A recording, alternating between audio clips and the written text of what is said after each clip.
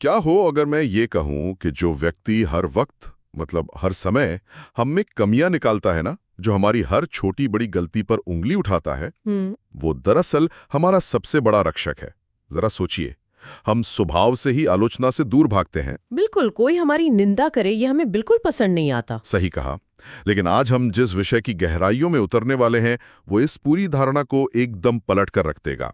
इस गहन चर्चा में आपका स्वागत है। जी, और आज की ये चर्चा सच में बहुत ही दिलचस्प होने वाली है। हाँ, तो आज हम परदोष दर्शन या जिसे हम छिंद्रान्वेषण कहते हैं, यानी दूसरों में कमियां निकालने की जो प्रवृत्ति है उसका विश्लेषण करेंगे, जिसे हम अक्सर एक बहुत ही नकारात्मक आदत मान लेते हैं ना। वही तो।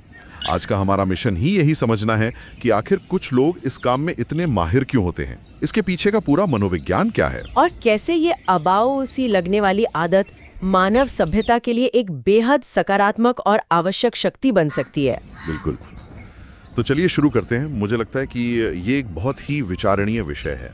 हाँ, देखिए, अगर हम मानव मनोविज्ञान की बुनियादी संरचना को देखें ना, तो निंदा करना या दूसरों में दोष खोजना एक ऐसी प्रवृत्ति है जो हर काल और हर समाज में मौजूद रही है। मतलब हर जगह? एकदम हर जगह। हम इसे अपने घरों में, अपने कार्यस्थलों पर और आज के आधुनिक संचार माध्यमों में तो हर पल देखते हैं। अरे, सोशल मीडिया पर तो जैसे बाढ़ आई हुई है इसकी। बिल्कुल, लेकिन ये प्रक्रिया उतनी सीधी या सरल नहीं है जितनी सतह पर दिखाई देती है। ये केवल किसी की बुराई करने तक सीमित नहीं है। अच्छा, तो फिर इसके पीछे और क्या है? इसके पीछे मानव मन की एक बहुत ही जटिल व्यवस्था काम कर रही है। मतलब ये हमारे खुद के भीतर के अंधेरे और उजाले को बाहर की दुनिया में देखने का एक तरीका है, समझ लीजिए। आपकी ये बात मुझे सच में सोचने पर मजबूर कर रही है। मुझे तो हमेशा से यही लगता था कि किसी की बुराई करना या उसमें कमी निकालना दुनिया का सबसे आसान काम है। ज्यादातर लोगों को यही लगता है। हाँ। मतलब कोई भी राह चलता व्यक्ति किसी पर भी उंगली उठा सकता है। लेकिन हम जिन साहित्यों का आज विश्लेषण कर रहे हैं, वे एक बहुत ही चौंकाने वाला दावा करते हैं। जी, और वो दावा ये है कि किस व्यक्ति या वस्तु में कब, कहाँ और कैसे दोष देखा जाए, ये कोई ऐसा काम नहीं है जो हर कोई कर सके। तो क्या हम ये कह रहे हैं कि दूसरों में कमियां ढूंढना सच में कोई कला है? बिल्कुल, इसे एक विशिष्ट कला ही समझना चाहिए, और यहीं पर सबसे बड़ा विरोधाभास छिपा है। कैसा विरोधाभास? देखिए, हम मानते हैं कि कमियां निकालना आसान है, लेकिन किसी भी व्यक्ति के चरित्र में या किसी कृति में सटीक और वास्तविक कमी को पहचानना, हाँ, और वो भी एकदम सही संदर्भ के साथ, इसके लिए एक विशेष प्रकार की दृष्टि चाहिए होती है। हर सामान्य व्यक्ति के पास वो दृष्टि नहीं होती। मतलब कोई आम इंसान बस ऊपर से चीजें देखता है। बिल्कुल, एक साधारण व्यक्ति केवल सतही बातें देख सकता है, लेकिन जो व्यक्ति सच में किसी गहरे दोष को पहचान लेता है ना, उसकी मानसिक बनावट एकदम अलग होती है। ये तो बहुत ही दिलचस्प बात है, और इसी गहरी बात को समझाने के लिए एक बहुत ही पुरानी और सटीक कहावत का जिक्र आता है। जी, जहाँ न पहुँचे कवि, वहाँ पहुँचे अनुभवी। हाँ, यही वाली। हम बचपन से सुनते आए हैं कि जहाँ सूरज की रोशनी नहीं पहुँच पाती, वहाँ कवि की कल्पना पहुँच जाती है। सही कहा। लेकिन इस संदर्भ में तो कवि की कल्पना को भी पीछे छोड़ दिया गया है। यहाँ अनुभवी व्यक्ति को सबसे ऊपर के पायदान पर रखा गया है। तो आखिर ये अनुभव किस तरह का है? मतलब किस चीज का अनुभव? यही इस चर्चा का सबसे रहस्यमयी हिस्सा है। यहाँ जिस अनुभव की बात हो रही है ना, वो कोई शैक्षणिक या व्यावसायिक अनुभव नहीं है। तो फिर क्या है? ये अनुभव है दोषों का, बुराइयों का और मानवीय कमजोरियों का। ओहो। हाँ, जो व्यक्ति अपने भूतकाल में या अपने वर्तमान में जितने अधिक दोषों और कमियों से घिरा होता है, वो दूसरों में दोष ढूंढने में उतना ही अधिक पारंगत होता है। रुकिए, मुझे इसे ठीक से समझने दीजिए। क्या हम ये कह रहे हैं कि जो इंसान दूसरों की कमियां निकालने में सबसे बड़ा विशेषज्ञ है, वो असल में खुद सबसे बड़ा दोषपूर्ण व्यक्ति है? मनोवैज्ञानिक रूप से ये पूरी तरह सच है। अरे वाह, ये तो बहुत बड़ा दावा है। हाँ, इसे आप मनोवैज्ञानिक प्रक्षेपण या अंग्रेजी में जिसे साइकोलॉजिकल प्रोजेक्शन कहते हैं, अपने भीतर के विकारों को दूसरों में देखने की प्रक्रिया कह सकते हैं। मतलब हम वही देखते हैं जो हम खुद हैं? एक तरह से हाँ। हमारा मस्तिष्क उन्हीं चीजों को सबसे तेजी से पहचानता है जिनका उसे पहले से कोई अनुभव हो। समझ रहा हूँ। अगर किसी व्यक्ति ने कभी छल कपट नहीं किया, कभी झूठ नहीं बोला, तो वो दूसरों की बातों में छिपे छल को आसानी से नहीं पकड़ पाएगा, क्योंकि उसके दिमाग में वो खाका ही नहीं है। बिल्कुल। लेकिन जिसने खुद वो गलतियां की हैं या जो उन नकारात्मक प्रवृत्तियों के साथ जिया है, उसके पास उन कमियों को पहचानने की एक जन्मजात क्षमता विकसित हो जाती है। यहाँ एक बात बहुत ही रोचक हो जाती है। अगर मैं इसे आज के तकनीकी युग के नजरिए से देखूं ना, जी बताइए। तो ये तो बिल्कुल वैसा ही हुआ जैसे किसी बहुत ही शातिर सेंधमार या किसी हैकर को ही साइबर सिक्योरिटी का प्रभारी बना दिया जाए। क्या बात है, एकदम सटीक उदाहरण है ना? क्योंकि उसे उस सिस्टम के या उस किले की दीवारों के सारे चोर दरवाजे, सारी कमजोर ईंटें और सारे गुप्त रास्ते पहले से पता होते हैं। बिल्कुल। उसने खुद कभी उन रास्तों का इस्तेमाल घुसपैठ करने के लिए किया होता है। आपने बहुत ही शानदार तुलना की है। बिल्कुल ऐसा ही होता है। उस सेंधमार को सुरक्षा की कोई किताब पढ़ने की जरूरत नहीं है। हाँ, उसे थ्योरी नहीं चाहिए। उसकी दृष्टि ही उन कमजोरियों को ढूंढने के लिए प्रशिक्षित हो चुकी है। वो उस मनोविज्ञान के हर अंधेरे कोने से वाकिफ है। इसी तरह जो व्यक्ति खुद दोषों से भरा होता है ना, उसका मस्तिष्क दूसरों के आचरण में उन समान दोषों को तुरंत भांप लेता है। तो इसके विपरीत अगर सोचें, जरा कल्पना कीजिए एक ऐसे व्यक्ति की जिसने जीवन भर सिर्फ सत्य, प्रेम और अच्छाई ही देखी है, जो पूरी तरह से सरगुण संपन्न है। हाँ, क्या ऐसा व्यक्ति इस दुनिया की चालाकियों के बीच टिक पाएगा? क्योंकि साहित्य तो यही संकेत देता है कि यदि कोई दोष रहित व्यक्ति दूसरों में केवल कमियां ढूंढने का प्रयास भी करेगा, तो वो विफल हो जाएगा। बिल्कुल विफल हो जाएगा। उसे बुराई के साथ साथ अच्छाई भी दिखने लगेगी। वो सिर्फ और सिर्फ कमियों पर अपना ध्यान केंद्रित कर ही नहीं सकता। सही कहा आपने। एक सर्वगुण संपन्न या शुद्ध अंतःकरण वाले व्यक्ति की दृष्टि खंडित नहीं होती मतलब समग्र होती है। वो केवल काले या केवल सफेद रंगों को नहीं देखता, वो जीवन के हर रंग को एक साथ देखता है। अच्छा। इसलिए जब वो किसी सामने वाले व्यक्ति को देखता है, तो वो केवल उसकी कमियों पर अपनी नजर नहीं टिका सकता। उसे और भी चीजें दिखेंगे। बिल्कुल। उसे उस व्यक्ति के भीतर छिपे गुण, उसकी विवशताएं और उसकी अच्छाइयां भी नजर आने लगती हैं। मतलब उसका नजरिया बहुत व्यापक होता है। हाँ, और इसीलिए शुद्ध रूप से परदोष दर्शन करना उसके लिए असंभव हो जाता है। उसकी अच्छाई ही उसे केवल बुराई देखने से रोक देती है। तो इसका सीधा सा मतलब ये हुआ कि जो लोग हमारे आसपास दिन रात केवल दूसरों की आलोचना करते रहते हैं, जो हमेशा दूसरों पर उंगली उठाते हैं, वे दरअसल अनजाने में अपने ही अतीत या वर्तमान के मनोवैज्ञानिक दोषों का प्रदर्शन कर रहे होते हैं। एकदम सही पकड़ा आपने। उनकी वो जो विशेषज्ञता है, वो उनके अपने ही नकारात्मक अनुभवों की उपज है। बिल्कुल। जब वे किसी दूसरे पर उंगली उठाते हैं, तो वे दरअसल अपने ही भीतर के किसी अनसुलझे हिस्से को दुनिया के सामने रख रहे होते हैं। ये बहुत ही गहरी बात है। वे वही देख सकते हैं जिसकी पहचान उनके भीतर पहले से मौजूद हो। चलिए, अब इस चर्चा को एक और गहरे स्तर पर ले चलते हैं। जी। अभी तक हमने ये समझा कि दोषपूर्ण व्यक्ति ही दोष खोजने में सबसे आगे होते हैं, लेकिन अब मुझे एक बात खटक रही है। क्या इस दुनिया में कोई ऐसा व्यक्ति हो सकता है जो पूरी तरह से, मतलब एकदम 100% बुरा हो? ये एक बहुत ही तार्किक प्रश्न है। क्योंकि अगर कोई पूरी तरह बुरा है, तभी तो उसमें सिर्फ और सिर्फ कमियां निकाली जा सकती हैं ना। देखिए, ब्रह्मांड का एक बहुत बड़ा नियम यहाँ लागू होता है। इस प्रकृति में कुछ भी नितांत या निरपेक्ष नहीं है। निरपेक्ष मतलब एब्सोल्यूट नहीं है? हाँ, न तो कोई पूर्ण रूप से अच्छा है और न ही कोई पूर्ण रूप से बुरा। निकृष्ट से निकृष्ट यानी इतिहास के सबसे बुरे इंसान में भी कोई ना कोई गुण अवश्य छिपा होता है। कोई उदाहरण? जैसे हो सकता है कि जो व्यक्ति बाहर की दुनिया के लिए क्रूर शासक हो, वो अपने बच्चों के लिए एक बेहद दयालु पिता हो। और मैं इस बात से थोड़ा असहमत होना चाहूंगा। अच्छा, क्यों?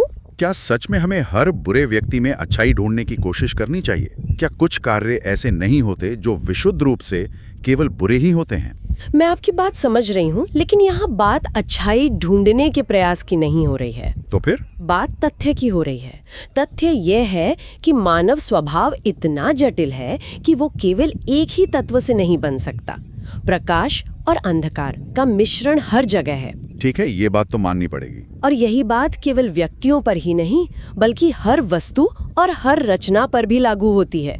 मानव द्वारा रचित कोई भी कृति पूरी तरह से दोष रहित या पूरी तरह से गुण रहित नहीं हो सकती। अपूर्णता संसार का एक स्वाभाविक नियम है। बिल्कुल स्वाभाविक है। तो इन सब का असल मतलब क्या है? अगर हर बुरे व्यक्ति में कुछ ना कुछ अच्छा है और हर अच्छी चीज में कुछ ना कुछ अपूर्णता या कमी रहना तय है, जी, तो ये जो परदोष दर्शन है, यानी सिर्फ कमियां निकालने का जो काम है, क्या ये अपने आप में एक बहुत ही अधूरा और अतार्किक काम नहीं है? ये पूरी तरह से अधूरा काम है। कैसे?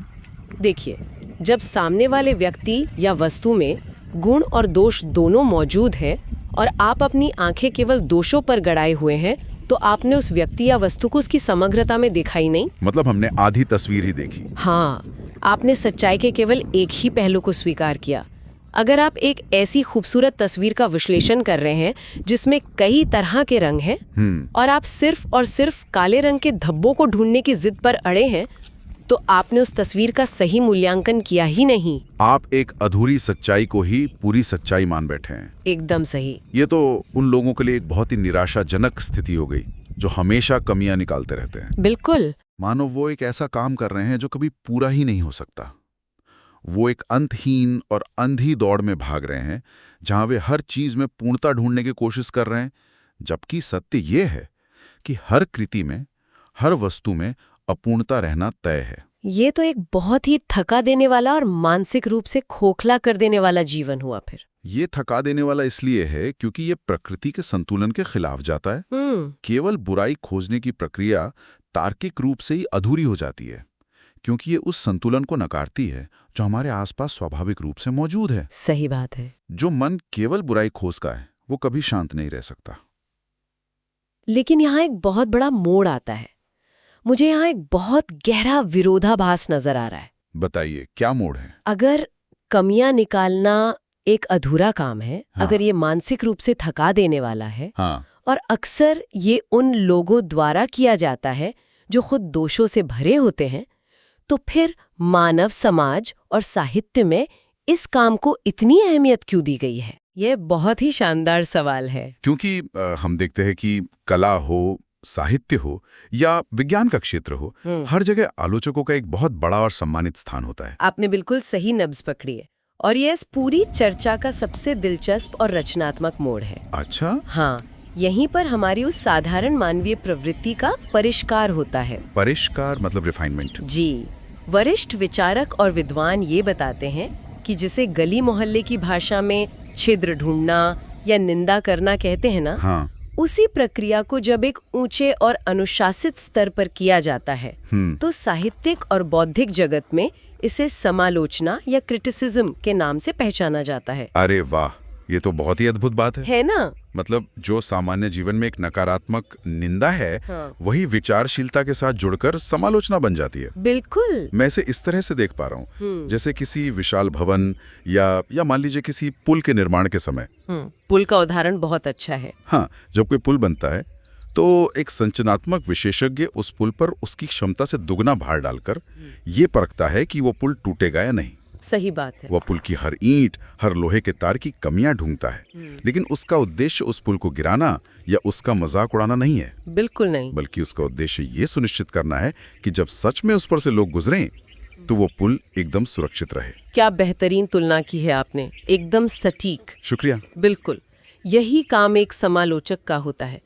जो लोग इस प्रक्रिया में पारंगत होते हैं, जो इसे एक जिम्मेदारी और कला की तरह करते हैं, वे समालोचक कहलाते हैं। तो ये कोई आम निंदा नहीं है? नहीं, ये कोई सामान्य या दुर्भावना से भरा हुआ काम नहीं है।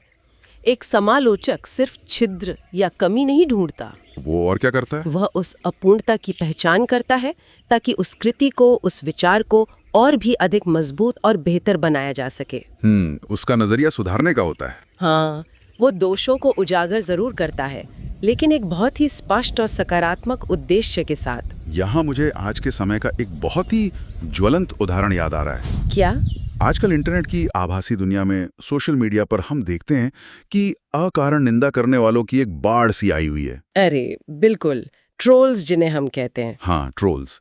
जिससे कोई बात पसंद नहीं आती, वो दूसरे को नीचा दिखाने लगता है, अभद्र भाषा का प्रयोग करता है। जी। तो क्या ये आभासी दुनिया के उपद्रवी भी एक तरह के अप्रशिक्षित समालोचक ही हैं? देखिए, हम इन दोनों को एक ही पड़े में बिल्कुल नहीं रख सकते। क्यों नहीं? यद्यपि दोनों की जड़ें एक ही बुनियादी मानवीय प्रवृत्ति यानी दूसरों में कमियां देखने से जुड़ी हैं, लेकिन उनके बीच जमीन आसमान का अंतर है। किस चीज का अंतर है? ये अंतर अनुभव का है, उद्देश्य का है और भाषा की गरिमा का है।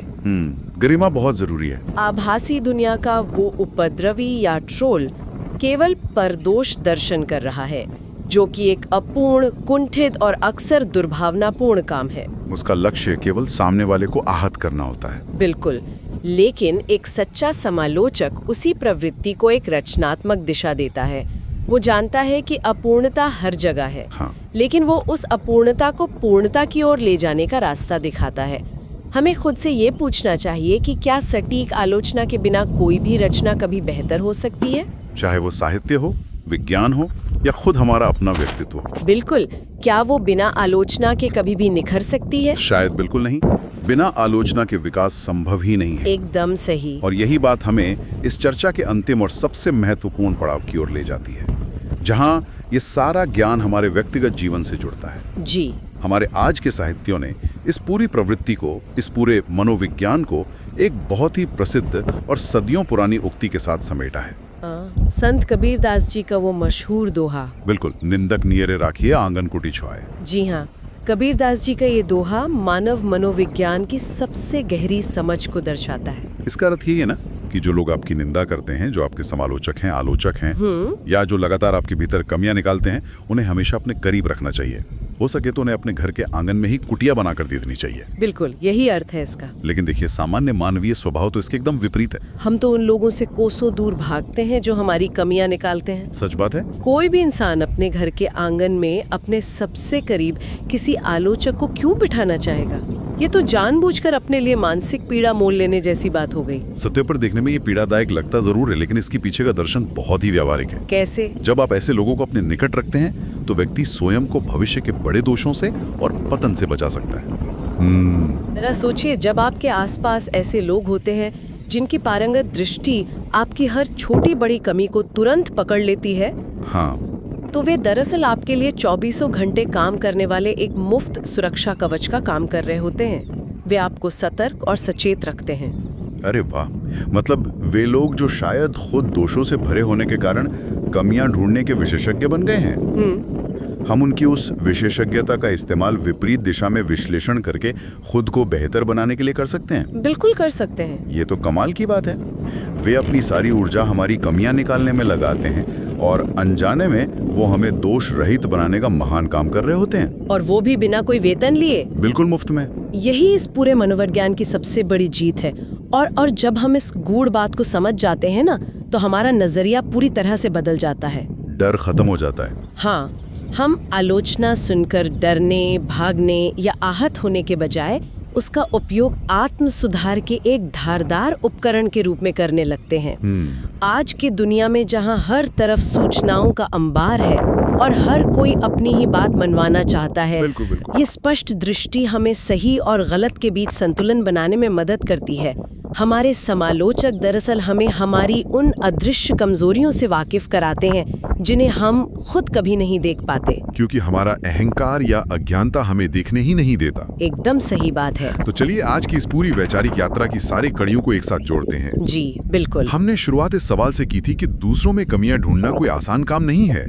यह एक कला है जो अक्सर उन लोगों द्वारा की जाती है जिन्होंने खुद दोषों का गहरा अनुभव किया है। सही कहा। फिर हमने ये समझा कि केवल कमियां ढूंढना तार्किक रूप से एक अधूरा और थकाऊ काम है, क्योंकि इस ब्रह्मांड में कोई भी वस्तु या व्यक्ति पूरी तरह से बुरा या अपूर्ण नहीं होता। बिल्कुल। उसके बाद हमने देखा कि कैसे यही नकारात्मक प्रवृत्ति जब उद्देश्य और गरिमा के साथ परिष्कृत होती है तो वो समालोचना बन जाती है, जो विकास के लिए सबसे जरूरी है। एकदम सही। और अंत में हमने ये जाना कि इन आलोचकों को, इन निंदकों को अपने करीब रखना कोई पीड़ा नहीं, बल्कि हमारी अपनी ही भलाई और सुरक्षा के लिए उठाया गया सबसे समझदारी भरा कदम है। बिल्कुल। ये चर्चा वास्तव में एक ऐसी यात्रा रही है जो एक बहुत ही नकारात्मक और चुभने वाली मानवीय प्रवृत्ति से शुरू होकर आत्म सुधार के एक बहुत ही सकारात्मक और शक्तिशाली उपकरण तक पहुंचती है। सही कहा। जब हम किसी व्यवहार के पीछे काम कर रहे मनोविज्ञान और उसके असली कारणों को गहराई से समझ लेते हैं ना, तो दुनिया को देखने का हमारा नजरिया और हमारा अपना व्यवहार स्वतः ही बदल जाता है। सच में ये पूरी चर्चा बहुत ही आंखें खोलने वाली रही है। जी। हमने शुरुआत में जिस व्यक्ति की कल्पना की थी जो हमेशा कमियां निकालता है, अब ऐसा लगता है कि वो व्यक्ति हमारा कोई दुश्मन नहीं है। बिल्कुल नहीं है। वो आलोचक तो दरअसल वो सच्चा हितैषी है जो हमें बता रहा है कि हमारे व्यक्तित्व की कौन सी नींव कमजोर हो रही है, ताकि हम उसे समय रहते मजबूत कर सकें। एकदम सही निष्कर्ष निकाला है आपने। तो इस बेहद गहन और रोचक चर्चा के अंत में हमारे पास सोचने के लिए एक बहुत ही दिलचस्प और सच कहूं तो थोड़ा परेशान कर देने वाला सवाल है। अगर ये बात पूरी तरह सत्य है कि आलोचकों को अपने करीब रखना हमारी अपनी ही कमियों को दूर कर हमें अधिक सुरक्षित और मजबूत बनाता है, जी, तो जरा आधुनिक तकनीकी युग की हमारी आदतों के बारे में सोचिए। यह एक बहुत ही विचारणीय बिंदु है। आज की इस आभासी दुनिया में हमारे पास एक ऐसा बटन है जिससे हम एक पल में किसी को भी अपनी दुनिया से बाहर कर सकते हैं। Block button. हाँ, जहां हम अपने से थोड़ी भी अलग राय रखने वालों को, हमारी आलोचना करने वालों को तुरंत अपनी सूची से हटा देते हैं, उन्हें हमेशा के लिए मौन कर देते हैं। क्या हम अनजाने में अपने ही विकास और परिष्कार के सारे रास्ते हमेशा के लिए बंद नहीं कर रहे हैं? ये सोचने वाली बात है। क्या अपने आसपास सिर्फ हमारी हाँ में हाँ मिलाने वालों की, हमारी झूठी तारीफ करने वालों की भीड़ इकट्ठा करके जी, अपने लिए एक ऐसा वैचारिक बुलबुला या इको चैम्बर बनाना जहां सिर्फ हमारी ही आवाज हमें वापस सुनाई दे, दरअसल खुद को दुनिया के सबसे बड़े खतरे में डालना नहीं है? इस सवाल को अपने साथ रखिएगा और जरा गहराई से सोचिएगा इस बारे में।